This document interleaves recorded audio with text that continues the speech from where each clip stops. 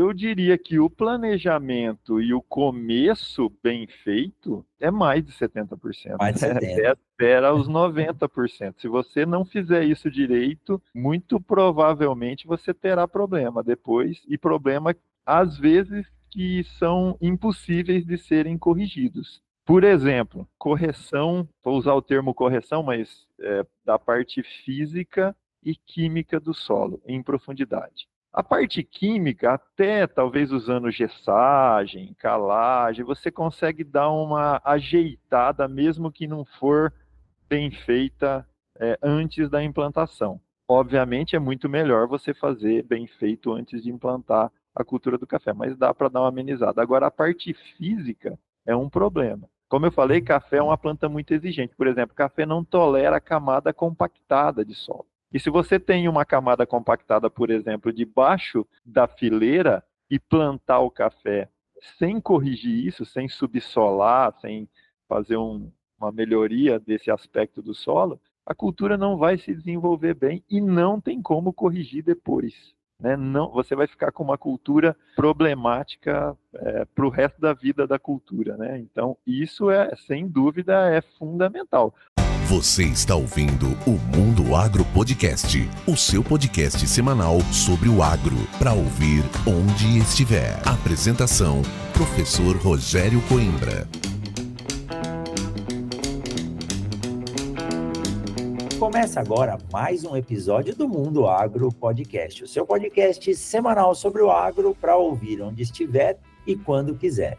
O episódio de hoje tem o apoio da Momesso, da Agrosol Sementes e da Incotec, empresas voltadas à tecnologia e inovação disponíveis ao agricultor, fazendo ele produzir cada vez mais e de forma mais sustentável. E hoje eu estou feliz pra caramba de conversar com esse meu xará aqui, colega, trabalhamos juntos na pós-graduação e hoje ele é docente na FCA, na Unesp de Botucatu, um grande especialista, Rogério Sorato, vai falar um pouquinho para a gente. Eu sei que ele tem muita coisa para falar na área de fitotecnia, na área de manejo de solos e culturas, mas hoje o tema é falar sobre café, né? O café de forma sustentável, o café como uma cultura que hoje, com os preços aí bem atrativos para quem produz, né? Talvez não muito atrativo para quem toma, mas sempre tem um mercado consumidor. E é muito legal poder conversar com amigos. Eu acho que Sorato, acho que a última vez que eu lhe encontrei pessoalmente, nós nos encontramos no aeroporto de Congonhas, estava você e o Cruciol, eu estava vindo ou indo para Sinop, deve ter sido lá por 2008, 2009. Então faz tempo, uma honra tê-lo aqui no Mundo Agro Podcast. Seja bem-vindo, Sorato. Olá, Rogério. Bom dia, boa tarde, boa noite, enfim, para quem estiver nos ouvindo. É um prazer conversar com você. Realmente, eu sinceramente nem me lembro da última vez que nos encontramos. Vejo você bastante aí na internet, né, no podcast, em outras situações, mas realmente já faz bastante tempo. Nós fizemos pós-graduação juntos, creio que deve ter sido entre 2002 e 2004. Exato, exatamente. Era para ter entrado no mestrado, entrei no doutorado direto em 2003. Exatamente. Isso aí. Eu ainda estava na graduação quando você já chegou aí em Sinop como aluno de pós-graduação. E é muito bacana, né, Sorato, saber que nós seguimos a carreira de docentes, né? Porque hoje a molecada não está querendo saber de estudar para ser professor, não, né? Eles não sabem o que estão perdendo. Tem os desafios, né? Mas é muito bom, né, Sorato? Pois é, uma situação que nos últimos anos aí tem ficado muito evidente, né? A baixa demanda, o baixo interesse por fazer pós-graduação. É um aspecto que a gente, né, como professores das universidades, temos que discutir mais e tentar entender e tentar reverter um pouco essa situação. Tornar mais atrativo. Bom, é bom que a gente está aqui. Sorato, eu conheço você, né, como a gente disse, da época da pós-graduação. Eu tenho um carinho enorme pela FCA. Nossa, a FCA... assim, se tem algo que eu posso dizer que sou eternamente grato, é pela FCA. E comentei com você antes da gente começar a gravar, como ela tá bonita, como ela tá bem cuidada, né? Que trabalho bem feito que está sendo feito aí.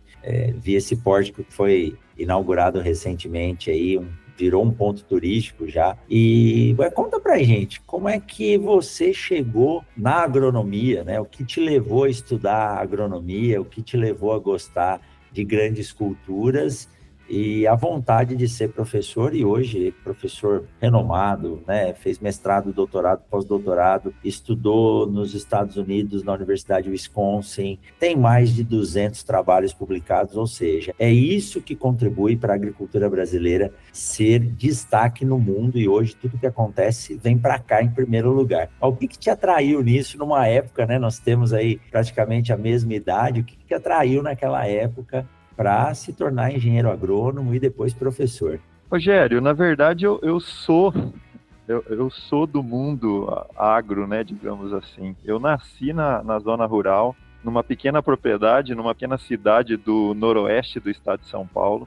Meus pais até hoje têm e conduzem a propriedade. Eu morei, né, no sítio, né, uma pequena propriedade, até ir para a faculdade. Fiz faculdade em Ilha Solteira e escolhi agronomia porque, na verdade, não conhecia muitas outras coisas. Eu conhecia a agricultura e quando fui fazer vestibular, dei uma olhada e falei, não, eu vou tentar agronomia. Passei no único vestibular que fiz, em agronomia em Ilha Solteira, e ali fui me encaminhando. Quando eu entrei no curso de graduação, duas coisas me atraíram. A primeira foi a parte de fitotecnia e manejo de nutrientes, porque principalmente a fitotecnia, no meu ponto de vista, naquela época, fazendo graduação, parecia que era o que tinha mais relação direta com a prática de produção. Então, por isso que eu enveredei para essa linha ainda durante a graduação. Aí depois fiz mestrado em Ilha Solteira nessa linha, fiz doutorado aqui em Botucatu, na linha de fertilidade, mas também fitotecnia, e aí tive a sorte de ser contratado, né, nessa linha aqui. Eu trabalhei 2 anos no Mato Grosso do Sul também, a gente estava conversando antes da gravação que você dá aula de várias culturas aí, né, eu lembro que lá na Universidade Estadual do Mato Grosso do Sul, eu cheguei a dar aula de 11 culturas. Nossa! Eu era responsável pela fitotecnia inteira, né, de todas as culturas, que é uma loucura, né? Tem muita... O PIB agrícola da região passava pela sua sala de... Mas também não tem como você saber bem todas as culturas, né? Porque tem muita diferença entre elas, né? E aí depois eu vim aqui para Botucatu, né, em 2007. Agora, em janeiro de 2026, já vou completar 19 anos aqui em Botucatu. Que legal. É interessante, né, quando você diz, olha, eu passei no único vestibular que era a referência que eu tinha, e você foi para um lugar que eu gosto muito, tenho um carinho muito grande pela Unesp de Ilha Solteira, e tenho vários colegas que estudaram lá, mas tem 2 pessoas que têm um carinho especial, e tive a honra de encontrar recentemente o professor Lazarinho. Ano passado eu fui dar uma palestra no encontro de pesquisa de soja em Londrina, ele estava lá, portão, bem, conversamos pra caramba, lembrando dos congressos em Curitiba, passando frio, e o outro foi diretor da universidade e foi membro da minha banca, que é o professor Marcos Eustáquio de Sá, né? Junto com o professor João Nakagawa, principalmente nos eventos que nós íamos juntos, eles iam de ônibus nos levando. São pessoas que eu tenho um carinho eterno, assim, né? E você teve a sorte de ter estudado com eles lá também, nesse lugar. Muito bom, né? Muito bom, né, Sorato? Muito bom. Os 2 foram meus professores, excelentes professores, por sinal. Tive muito contato com eles durante a graduação e o mestrado, porque eu fui orientado do professor Orivaldo Arf, mas fiz trabalhos, né? Fiz partes dos trabalhos de graduação e mestrado com principalmente o professor Marcos Eustáquio de Sá, na parte de sementes. Lazarini deu aula para mim de soja e um pouco de café, né? Uma parte da disciplina de café naquela época foi o professor Lazarini que ministrou. Excelentes professores. Como se cruzam Ainda bem que nós tivemos essa base forte, né? Mas tenho certeza que você está retribuindo isso hoje para os alunos que você forma aí. 11 culturas, Sorato. 11 culturas. Eu conversei com você, falei, sementes, eu sei que eu dou aula. Agora, cana, café, algodão e mandioca, eu arrasto, né? e principalmente porque são culturas que não têm uma expressividade tão grande. Mato Grosso hoje, se eu não me engano, tem em torno de 14 mil hectares de café plantado. É o Mato Grosso inteiro, né? E 14 milhões de hectares de área plantada de soja. Mas o café, eu tenho um carinho especial para falar do café, porque aí onde você está sentado hoje foi onde eu aprendi o que era café de verdade. E essa fazenda, ela tem uma história muito interessante ligada ao café, né? Foi o Instituto Brasileiro do Café, então tem um cafezal muito bonito aí. Acho que o Juliano, o Vareta, né, que é seu colega aí no departamento, ele disse que parece que vocês reformaram um cafezal, alguma coisa, depois você pode contar melhor para nós. Mas é uma cultura que, bom, agora então, né, com esse boom de preços, a cultura virou status em muitos países e cultura de base em outros. Então, a primeira coisa que a gente fala quando encontra uma pessoa, vamos tomar um café. E além da cultura do café, eu não sei se você ministra outras culturas aí, mas o café é algo que nos atrai muito. E eu sei da sua experiência com manejo, fertilidade do solo, sistemas de produção agrícola. Como que você encaixou isso na cultura do café? Qual que é a importância desse ponto, dessa visão? Porque é uma cultura que ela tem que ter uma perpetuação longa para funcionar, né? Não adianta você plantar o café e ter que matar o cafezal alguns anos depois, né, Sorato? Bom, eu dou aula aqui em Botucatu de café, feijão e batata, né? 3 culturas só, então dá para se concentrar. Não, são 3 culturas bem difíceis de se trabalhar, viu? E bem diferentes, né? Diferentes, exato. Bem diferentes, mas muito interessantes. Agora, focando no café, né? Sim, o café é uma cultura, na verdade, das 3, obviamente que todas têm seus desafios, mas dessas 3 culturas, e até talvez comparando com algumas outras, como soja, milho, cana, que são as grandes culturas do Brasil, né? O café é também uma grande cultura do Brasil. Hoje nós temos aproximadamente 2 milhões e 200 mil hectares de café cultivados no Brasil. O Brasil é, de longe, o maior produtor de café do mundo, né? Produz aí hoje, eu acredito que cerca de 1/3, até um pouco mais de 1/3 de todo o café produzido no mundo, né? Sai do Brasil. É uma bebida super importante em boa parte do mundo, né? Talvez tirando os países do Oriente Médio e do Extremo Oriente, com exceção do Japão, que é um grande tomador de café. Nesses outros países o café ainda não tem uma expressão no consumo assim tão grande, apesar de estar aumentando. Por exemplo, na China, nos últimos anos a gente tem visto isso, mas inclusive tem um dado que eu ouço muito, eu não sei exatamente quem fez esse levantamento, mas se fala muito que o café é a segunda bebida mais consumida no mundo, atrás apenas da água, né? Eu não duvido, viu? Que é algo impressionante, realmente, né? Café é muito apreciado no mundo como um todo. E um aspecto interessante, Rogério, pensando na cultura, aqui no Brasil especialmente, que é um país continental, o café é uma cultura bastante diversa dentro do país. A gente tem os mais diferentes sistemas de produção de café. Inclusive no Brasil, 2 espécies, né, que são muito diferentes, inclusive apesar de serem café, que é o arábica e o robusta ou conilon, que se adaptam a condições diferentes, o manejo é diferente, os sistemas de produção são bem diferentes. E mesmo dentro de cada uma dessas espécies, por exemplo, dentro do arábica, há uma diversidade de sistemas de produção e de condições de produção de café muito diferentes, né? Pô, você vai aqui no sul de Minas, num café de montanha, no sul do Espírito Santo, é uma coisa. Você vai no café do Cerrado de Goiás, do Cerrado do Triângulo Mineiro ou do oeste da Bahia, é outra cultura, né? É outro sistema de produção, é muito diferente e nesse meio aí nós temos uma diversidade muito grande. O manejo do solo é fundamental. Como você mesmo falou, o café não é uma cultura, não tem como o produtor fazer ela como uma cultura muito momentânea. E isso é um aspecto interessante, né? Quando se pensa em produção de café, talvez a gente tenha algumas perguntas mais à frente sobre isso, mas, por exemplo, agora nós estamos numa fase de preço muito atrativo de café. Provavelmente muita gente pensa em cultivar café nesse momento, mas tem que saber que para começar a produzir café depois que você planta, são no mínimo 3 anos. 3 anos. E não adianta você plantar uma lavoura de café e cuidar dela 3 anos para ter uma safra. Uma safra, a não ser que os preços sejam estratosféricos, ela não vai pagar o investimento desses 3 anos de instalação da lavoura e assim por diante. Então você tem que pensar a longo prazo quando se cultiva café. E esse é um aspecto importante. Outra coisa importante, a gente vai ter a oportunidade de aprofundar talvez um pouco mais, mas café é uma cultura muito exigente, principalmente quando se pensa em arábica, mas o conilon também, é muito exigente em termos de qualidade de solo e fertilidade do solo. Então você tem que pensar também a longo prazo nessa questão de solo. Se você não cuidar bem do solo, da fertilidade, da controle de erosão, da matéria orgânica e assim por diante, você terá problemas com a sua cultura de café, não terá uma boa produtividade. E Sorato, é tão legal, né?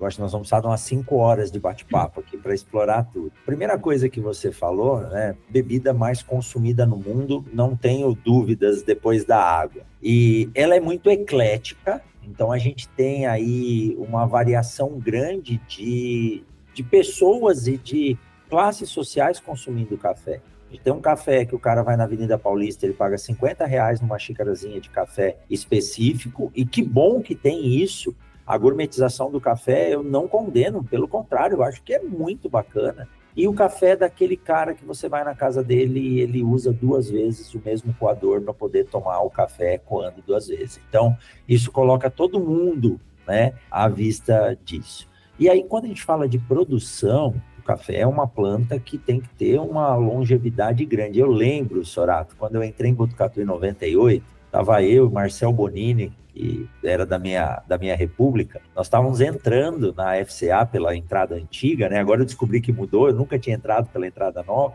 e era um café bem berradinho. Aí ele falou assim, ó, o professor de café vai falar sobre reforma desse cafezal aqui. Quando chegou lá, acho que no 4º ano de curso que a gente teve café com o Leandro, ele falou exatamente isso, tá vendo? Aquele cafezal degradado lá na entrada da universidade.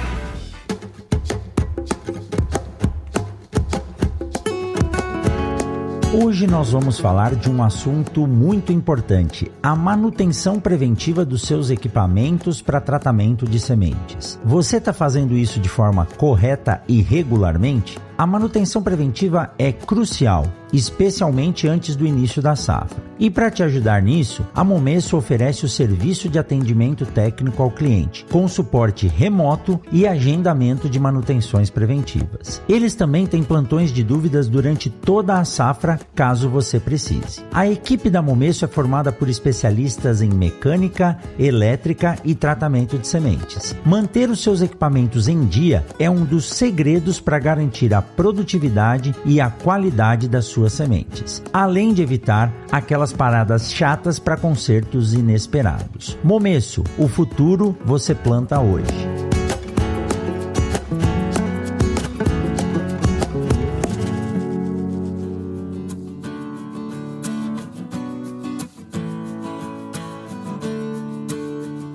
E aí, eu queria que você destacasse para a gente, que é uma expertise sua, mas o café é uma planta que você coloca lá no solo, depois você não pode mais mexer no solo. Não tem como você passar uma grade, um arado, não tem como você colocar o calcário lá no fundo. Então, o planejamento da implantação da cultura, eu acho que ele é 70% do sucesso aí, nesses 3 primeiros anos para tirar a primeira safra, né, Sorato? Rogério, sem dúvida, eu diria que o planejamento e o começo bem feito é mais de 70%. Mais de 70%. Espera os 90%. Se você não fizer isso direito, muito provavelmente você terá problema depois, e problema, às vezes, que são impossíveis de serem corrigidos. Por exemplo, correção, vou usar o termo correção, mas da parte física e química do solo, em profundidade. A parte química, até talvez usando gessagem, calagem, você consegue dar uma ajeitada, mesmo que não for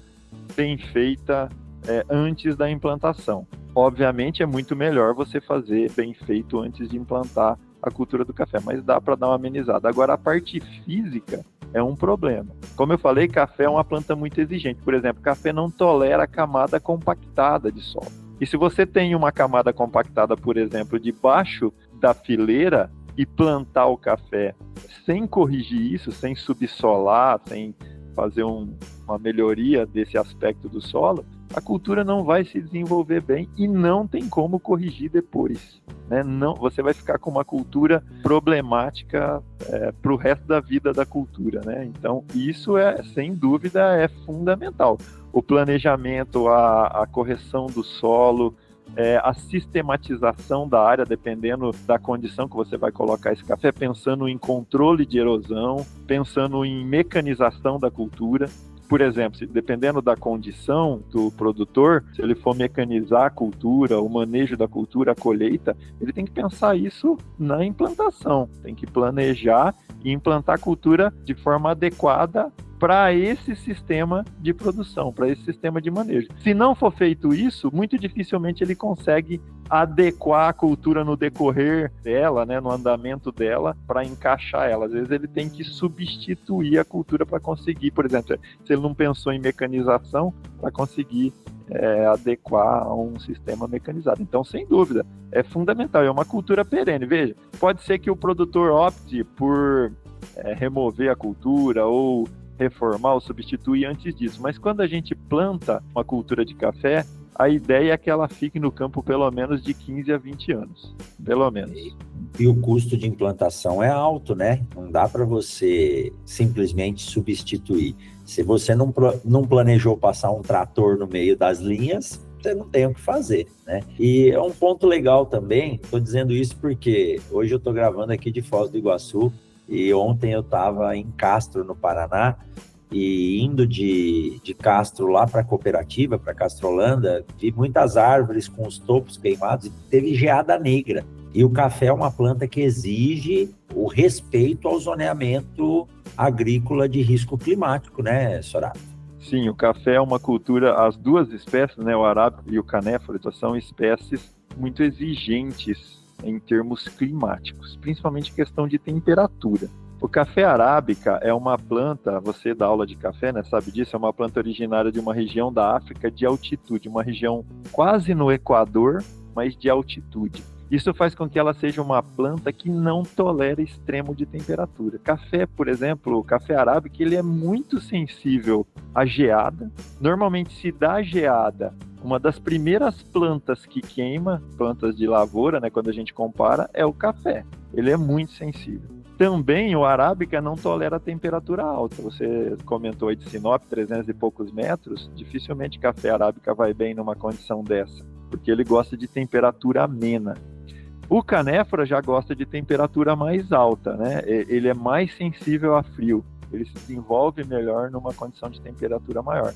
E realmente o café é uma cultura que o zoneamento climático é fundamental, porque veja, se você está numa região onde a chance de geada é grande, uma vez a cada 2, 3 anos, é inviável cultivar café. Porque o ciclo do café, o ciclo reprodutivo do café leva 2 anos praticamente. Se você tem uma geada a cada 2, 3 anos, você não produz café direito, praticamente não consegue. A questão de alta temperatura também é um problema. Então, mesmo o Brasil, por exemplo, sendo um país enorme, a gente tem áreas muito específicas que são apropriadas para o cultivo do café. Se você vai mais para o sul, risco de geada inviabiliza. Se você vai mais para o norte, fica restrito em áreas altas, onde a temperatura, principalmente com a arábica, a temperatura é amena. Se você vai para as áreas mais baixas, mais quentes, já não funciona bem. Talvez na região centro-norte, digamos, do Brasil, o canéfora se adapta um pouco melhor. Aí o que limita normalmente é a precipitação, né? O déficit hídrico. Ele também é uma planta exigente em água, assim como a arábica. Então, você, para produzir bem, vai ter que irrigar. Mas, sem dúvida, tem que focar nessa questão dos zoneamentos. Aí e, de novo, né? É uma planta perene. Você tem que prestar muita atenção para colocar a lavoura naquela localidade, porque você não vai conseguir trocar ela facilmente, é inviável, é muito caro e tudo mais. É diferente de uma cultura anual, se você errar num ano, beleza, no outro ano você não planta, muda de lugar e tal. Café é fundamental isso. E eu tenho 2 pezinhos de café lá em casa, Sorato, 2 amarelos, que eu peguei sementes em Sinop. Eu não sei qual é, se é o oriundo do amarelo de Botucatu, né, que é um café que depois você pode até nos falar que ele surgiu aí. E eu tinha uma palmeira que fazia sombra nele, e irrigando, né, ele fica dentro da minha casa, né, no quintal. Ele ia bem, aí eu fui obrigado, essa palmeira estava forçando o muro, eu fui obrigado a cortar a palmeira. Olha, eles estão sofrendo, mas sofrem porque o calor é muito alto. Em compensação, o professor Kelt, o professor Carlos Vinícius, Kelt é professor na área de irrigação conosco, e o Carlos Vinícius é fisiologista. Eles têm um café com manejo de diferentes sistemas de irrigação, é um experimento de longo prazo, e é um café que veio da UFLA, é um arábica, mas com uma resistência ou adaptabilidade para regiões mais quentes. Ele se desenvolve bem, porque tem a irrigação, né? Mas nos picos de temperatura, que nem ocorreu na safra 23, 24, que foi uma safra que nós tivemos influência de El Niño, o café sente bastante. Então não dá para bobear com essa cultura aí que... E falando nisso, hoje ela está com um preço muito bom, mas o café passou por alguns altos e baixos aí que comprometeu muitos cafeicultores, né, Sorato? Sem dúvida, né? Até o início de 2024, o preço do café... Obviamente que o custo de produção varia muito em função do sistema de produção também, né? Da eficiência, enfim, mecanização ou não, mas a gente tinha preços aí por volta... Tivemos variações anteriores, mas no começo de 2024, final de 2023, o preço do café estava R$800, R$1.000 a saca. Isso, em muitas condições, não paga o custo de produção, ou se paga, a margem era muito estreita, né? Aí nós tivemos, a partir principalmente de meados de 2024, uma elevação nos preços, tendo um pico aí entre o final de 2024 e o início de 2025, chegando a R$2.500 a saca. Aí sim, já proporcionando uma margem interessante. Tivemos uma queda nos últimos dias. Essa semana eu acho que a cotação do café hoje, né, o café padrão aí, bica corrida e tal, eu acho que hoje deve estar entre R$1.800 a R$2.000. Ainda é um preço bom para café, mas sim, nós tivemos uma fase 2022, 2023 e anteriormente de preços não atrativos para a cultura do café. Como eu falei para você, dependendo do sistema de produção, do nível de produtividade, do nível de mecanização, da produtividade da cultura, eu acredito que hoje custa de 600 a 1.000 e poucos reais para produzir uma saca de café. Isso é o custo que o produtor tem. Se ele receber abaixo disso, ele está pagando para produzir. Sorato, e é interessante a gente falar isso, porque com esses preços elevados, surge uma demanda que podia estar reprimida de mais área de café ou de mais produção. Aí aumenta a produção, cai o preço, custo alto, o produtor acaba sofrendo, né, esses impactos aí, ao ponto de deixar o café no pé e não colher. Queria que você destacasse 2 coisas para nós. A primeira, dentro dos sistemas, hoje nós temos vários sistemas. A gente sabe que Goiás tem uma possibilidade boa de ter um café irrigado de alta tecnologia. Minas tem um sistema que não aceita tanta mecanização, mas tem uma condição muito boa de qualidade de café. E aí, dentro disso, o que a gente tem hoje de inovações no sistema de produção, principalmente no manejo da fertilidade do solo, como controlar isso, né? Tem que fazer análise foliar, em que época faz análise de solo. Existem alguns modelos já aplicados hoje que ajudam o produtor a prever como fazer esse manejo para que ele não tenha o efeito, e aí você pode nos dizer também o que é esse efeito, que é o efeito da bienalidade, né? Que o café, como você acabou de dizer, ele produz bem a cada 2 anos, então se você tiver um problema de geada a cada 2 anos, você não produz. O que você tem visto hoje, né? Eu sei que você não trabalha somente com café, mas do sistema de produção daquilo que a gente precisa ver abaixo do solo para a planta de café estar sempre apta a produzir bem, e não é só produzir bem, precisa produzir bem e com qualidade, senão aquele grão de café que sai dali não tem preço no mercado. Bom, Rogério, esse aspecto de bienalidade na produção de café, num talhão de café, principalmente no arábica, isso é fisiológico da planta, né? Como eu disse anteriormente, o ciclo reprodutivo do café, ele leva a cada 2 anos. Algumas coisas interessantes, né, às vezes para quem não conhece muito a planta de café, é o seguinte: a planta de café, ela é uma planta que ela só produz fruto uma vez em cada nó do ramo lateral, né, ramo plagiotrópico. Ela só produz nos ramos laterais, que são os plagiotrópicos, e em cada nó desses ramos, ela produz fruto uma única vez na vida. Então, isso faz com que a planta de café, ela tenha que, todo ano, crescer novos nós para produzir fruto, porque aonde ela produziu no ano anterior não vai produzir mais. Então, ela tem que sempre ter novos ramos. E do momento que ela forma um nó no ramo, que é da onde vão sair as flores ali, os frutos, até você colher o fruto naquele nó, leva quase 2 anos. Obviamente tem variação, porque tem nó que são formados mais cedo, outros mais tardes no ano, tal, mas numa média aí leva 20 meses. Então é um ciclo longo, né? Isso faz com que a planta de café tenha bienalidade, né? Então, talvez para quem não conheça muito profundamente, só para entender, o que acontece? O pessoal costuma dizer assim, que o café, um ano veste o dono, outro ano se veste, né, o cafeeiro, a planta de café. O que significa isso? Significa que um ano ela produz muito fruto, então ela investe energia para encher os frutos, porque ela tem uma carga grande, sobra pouca energia para formar novos ramos.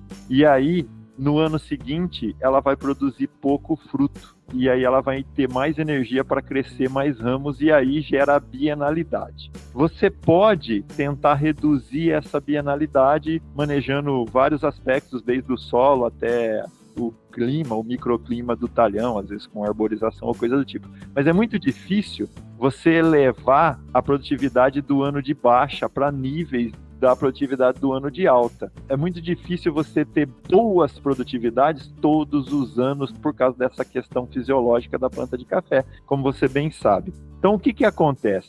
Produtores normalmente menos tecnificados, em áreas mais declivosas, às vezes tem algum tipo de sombreamento do café, fazem um manejo tentando dar condições para o café ter uma produtividade razoável aí praticamente todos os anos. Mas os produtores mais tecnificados, por exemplo, no Cerrado, do Triângulo Mineiro, de Goiás, café irrigado, oeste da Bahia, normalmente eles fazem o contrário. Eles investem o máximo possível em fertilidade, irrigação, condições para que no ano de safra alta o café produza o máximo possível. E aí eles fazem um sistema que se chama safra zero. Logo depois da colheita, eles podam e no ano seguinte a planta produz 0. O talhão produz 0. Mas aí ele vai ter um ano só para formar ramos. E aí, no outro ano, então um ano sim, um ano não, né?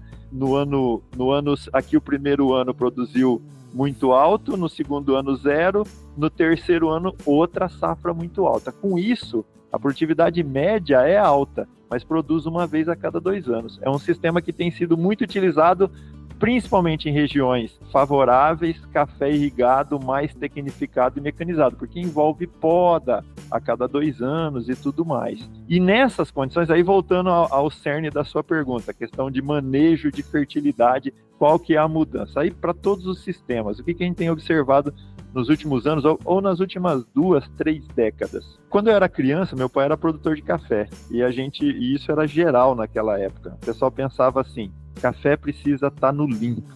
Isso é uma coisa que mudou muito nos últimos anos, nas últimas décadas.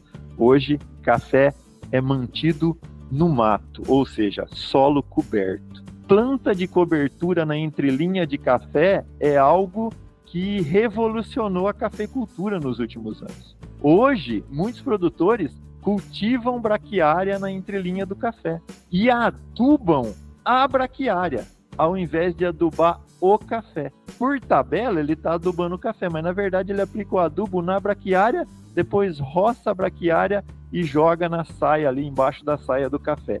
Isso aumenta a matéria orgânica do solo, isso recicla nutriente, isso na verdade transforma a adubação de um fertilizante solúvel, um nitrato, um cloreto de potássio, num fertilizante de liberação controlada por café, porque ele aplica na braquiária, a braquiária absorve, ele roça, joga aquela massa ali na projeção da copa, essa massa de palhada de braquiária vai liberando o nitrogênio, o potássio, os outros nutrientes de forma gradativa para o café. Isso é uma revolução na cafeicultura. Isso é muito mais usado em cafeiculturas mecanizadas, porque demanda roçagem e tal, mas mesmo em áreas um pouco mais declivosas, os produtores têm tentado fazer isso às vezes com roçadoras costais e tudo mais, porque o benefício disso é enorme para o solo e para a sustentabilidade da cafeicultura. Nos últimos anos a gente tem visto o pessoal começar a trabalhar com mix de planta de cobertura na entrelinha do café. Obviamente que tudo isso associado à correção de solo, né, calagem, gessagem, isso é fundamental, e bom manejo de adubação, obviamente. Mas aquela cafeicultura de solo limpo, para a cafeicultura de hoje de solo quase que permanentemente coberto, foi uma mudança muito interessante, que torna a cafeicultura, em termos de manutenção da qualidade do solo, da fertilidade, faz com que a planta de café fique menos susceptível, por exemplo, a períodos de seca, porque você tem palhada cobrindo o solo, mantém umidade, enfim, mais matéria orgânica.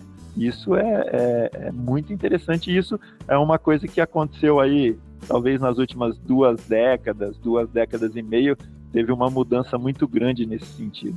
Eu considero isso uma revolução para a produção de café, né? O Brasil tem um histórico muito grande de produção, mas eu fico tão feliz de ver você dizendo isso, né? Estou até aprendendo aqui para poder melhorar minhas aulas, que o manejo do sistema, eu vejo o Ciro dando aula para nós falando que o sistema tem que ser tratado e não a planta, né? E isso sendo aplicado hoje nas plantas perenes, como no caso do café. E, poxa, é tão caro você comprar um adubo de liberação lenta, né? Sintetizado, e aí você consegue usar uma braquiária, que é uma gramínea, consegue explorar um volume grande de solo, trazer nutriente que às vezes não está exposto e fazer com que o cafezal tenha aquela disponibilidade ali. Isso se dá em função de estudo. São estudos que as universidades, os centros de pesquisa, pesquisadores como você desenvolvem e estão ajudando o cafeicultor a se tornar mais sustentável ali. E dependendo como for a produção da braquiária ali, ele pode até soltar alguém para pastar um gado, para pastar ali no meio, se ele quiser, desde que o gado não goste de comer café em coco, né? Porque é docinho, mas são as interações. Então é importante, né, para quem está com a gente aqui assistindo pelo YouTube, pelo Spotify, olha como o manejo do sistema tem mudado a visão de produção da agricultura brasileira, né, Sorato? Sem dúvida. E, em outras culturas, né, você roda o Brasil e vê, por exemplo, essa questão de sistemas de produção, integração lavoura-pecuária. Você falou de soltar o gado no meio do café, né? Gado eu nunca vi, eu acho que pode ser problemático porque gado bovino é grande, vai se esfregar nas plantas, pode quebrar. Mas eu já vi, por exemplo, sistema que a gente pode considerar como uma integração lavoura-pecuária usando café com ovelhas, inclusive sistemas orgânicos, onde o produtor coloca o capim na entrelinha, ou mesmo as plantas daninhas, ele usa as ovelhas para controlar as plantas daninhas, para manter baixo. Então, é perfeitamente possível e é fundamental. Esse é um caminho sem volta na cafeicultura, né?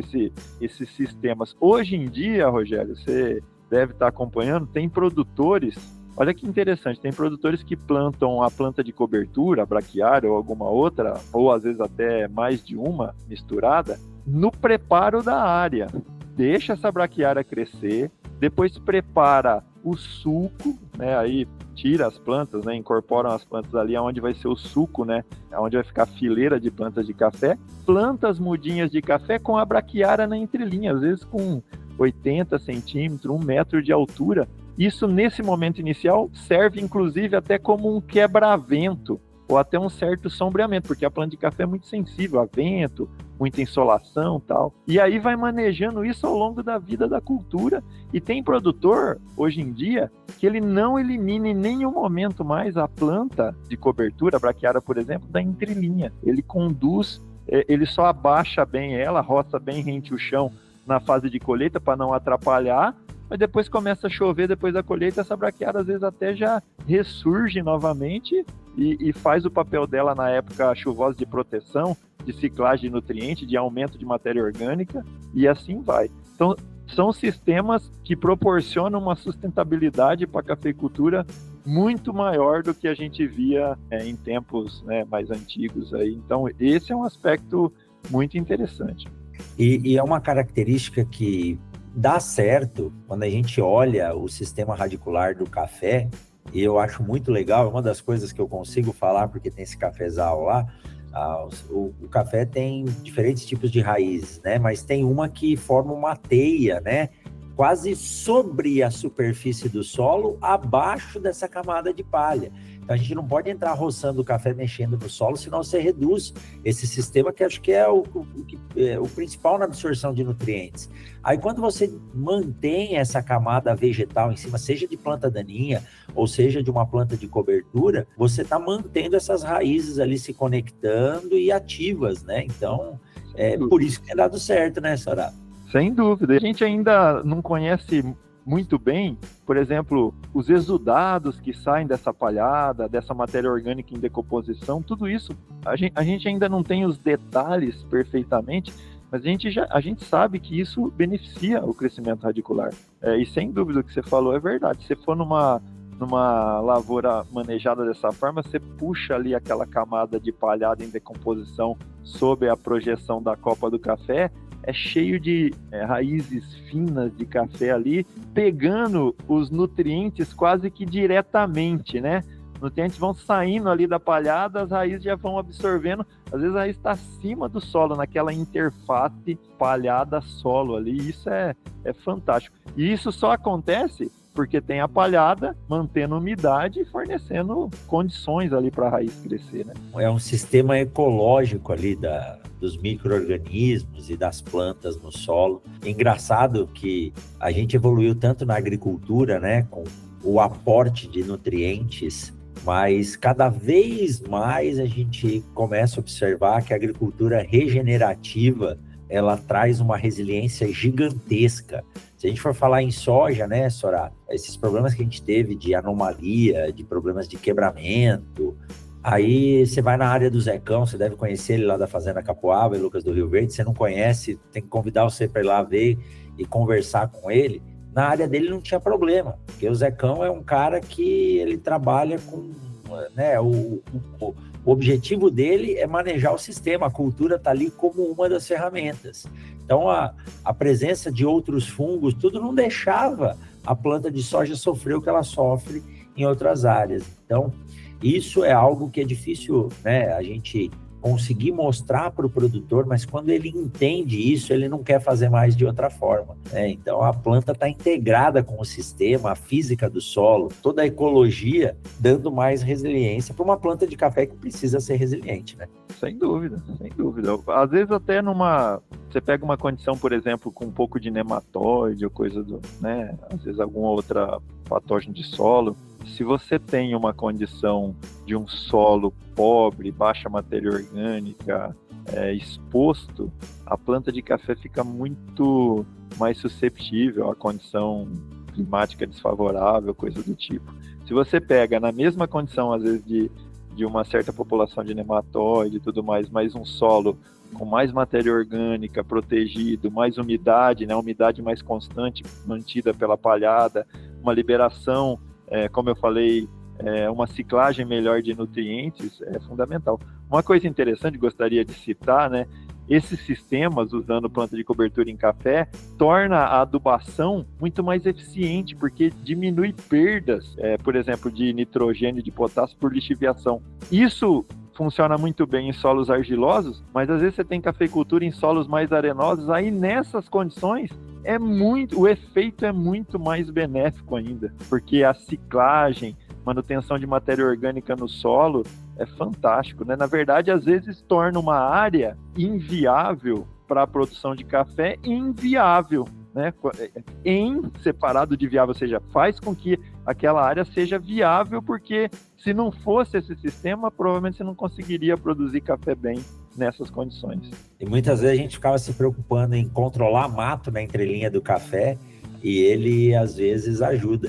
E engraçado que a cultura da mandioca no Mato Grosso, né, o seu Euclides, que é um produtor aqui da região, lá de Sinop, né, eu estou em Foz hoje, ele falava, professor, como o período de seca é muito grande no Mato Grosso, ele começou a perceber que quando ele não manejava a planta daninha, desde que não tivesse tiririca ali no meio para furar as ramas, as raízes, a mandioca ficava mais, ela dava melhor qualidade de cocção. Então a gente tem que ver realmente o que o produtor está fazendo e o sistema, às vezes, ele pode nos ajudar. Não é sempre um conceito seguido ao pé da letra que vai fazer tudo dar certo, como sempre. Então, e a cultura do café é uma cultura que tem uma tecnologia muito grande embutida. Ainda bem que o cafeicultor está conseguindo bons rendimentos hoje, eu espero que isso continue assim, né? Que o preço não atraia tanta gente a produzir café ao ponto dele cair. Eu acho que o preço do café não vai cair, porque se consolidou como uma demanda grande, e o Brasil é um produtor de café aí, e o maior produtor, né? Maior que o segundo produtor há muitos anos, e o café faz parte da nossa história. E trabalho como o que você desenvolve aí, Sorato, time de pesquisa de vocês, entendendo como que está a física do solo, a fertilidade, a fisiologia da planta. A gente falou de café, né? Podia falar de batata, temos que marcar para falar de batata, acho que eu nunca comentei, nem os alunos de Sinop nem têm aula de batata, para você ter uma ideia, que é uma cultura muito legal, que requer aí muita tecnologia também.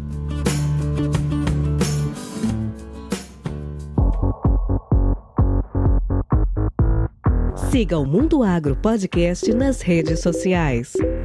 @Mundo Agro Podcast.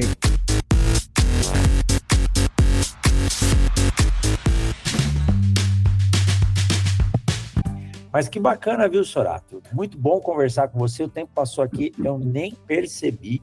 E a gente precisa marcar de conversar mais, interagir mais. Primeiro, porque eu tenho um carinho muito grande aí pela FCA. E a gente precisa trazer essas informações à tona.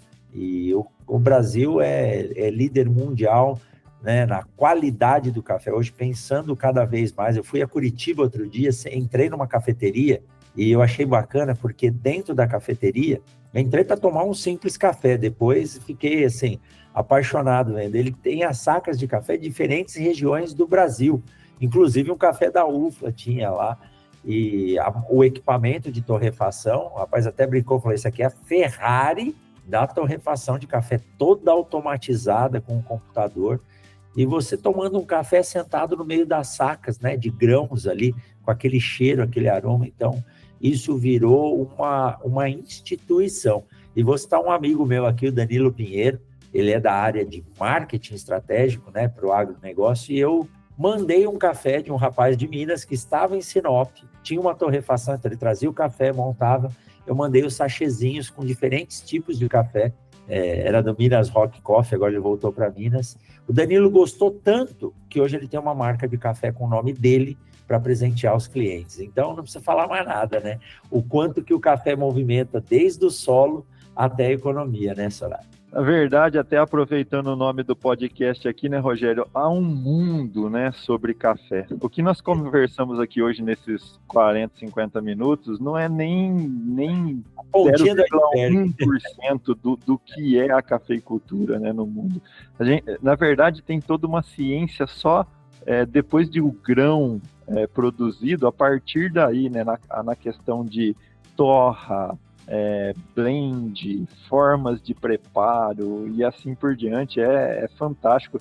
Isso sem considerar, como você falou, os tipos diferentes, as diferentes regiões de origem, as diferentes cultivares, as diferentes espécies, formas de colheita e de secagem e de preparo antes da porteira, digamos assim. É fantástico, é um mundo... Cafeicultura é algo que envolve muita gente no mundo, né? Desde da parte de produção até na parte de uso, né? Tem toda uma ciência nesse aspecto. E assim, é um prazer, podemos marcar outras conversas, inclusive sobre café, já que a gente explorou tão pouco, ou sobre outras culturas. Você falou da batata, né? É fantástico, né? A gente estava falando da integração lavoura-pecuária, plano de cobertura. Isso está começando a ser visto também em batata como uma ferramenta para tornar viável a produção de batata em algumas áreas onde já está ficando estrangulado, né? Então o pessoal está partindo para esse lado também, para manter a qualidade do solo e os níveis de produtividade. Mas é isso, eu acabei esquecendo de agradecer a oportunidade no início, queria agradecer agora. Muito obrigado, foi um prazer conversar com você e com seus ouvintes aqui, eu estou à disposição. Que joia, Sorato. E falando do Hugo, né, que tinha essa torrefação lá em Sinop, uma micro torrefação, foi uma das aulas mais legais. Um dia eu convidei ele para ir à universidade, ele gostou muito e nós passamos lá uma tarde inteira. Ele levou diferentes tipos de café e no final ele pegou um café de prateleira de mercado e nos serviu. A impressão que eu tinha é que eu estava tomando um chá de sola de pneu de caminhão, sabe? Depois dele colocar tantos cafés assim. E realmente tem um mundo muito grande, né? Imagina, irrigação em café, eu acho que dá um programa de pós-graduação só sobre isso. Então vale a pena a gente voltar nessa série de café aqui e falar sobre mais coisas. Sorato, eu que agradeço você ter parado parte dessa manhã para conversar com a gente aqui, com nossos ouvintes do Mundo Agro Podcast. Se você quiser deixar seu contato, LinkedIn, seu grupo de pesquisa, quem quiser conversar com você para trabalhar, fazer algum projeto voltado a isso, fica à vontade, o Tiagão vai deixar no GC aqui também. Maravilha. Bom, eu fico aqui na Unesp de Botucatu, né, um dos campos da Unesp. A Unesp é a Universidade Estadual Paulista. Meu e-mail é rogerio.sorato, com 2 T's, @unesp.br. E digitando aí Rogério Sorato na internet, vocês acham aí LinkedIn, enfim, site do grupo de pesquisa nosso aqui, que chama GFEM, com M no final, que foca principalmente em café, feijão e batata, e estou à disposição. Legal. Sorato, muito obrigado. Mande um forte abraço para os nossos colegas aí do Departamento de Agricultura da FCA. Obrigado pela troca de informações. E sabe o que aconteceu? Me deu vontade de tomar um café, até porque a temperatura não subiu, ainda está 7 graus aqui em Foz do Iguaçu. Obrigado, Sorato, por esse bate-papo. E na semana que vem tem mais um episódio do Mundo Agro Podcast. Com a gente aqui na produção tem o Tiago Augusto na edição, a Tatiana Xavier na produção, a Juliana e a Gabi, que são do nosso projeto de extensão, que tocam o marketing aqui do Mundo Agro Podcast. Sorato, um forte abraço. Vamos tomar um café, porque tá frio aí também, né? Ajuda a esquentar e dar aquele ânimo. Valeu, forte abraço. Abraço, Rogério. Vamos sim. Obrigado.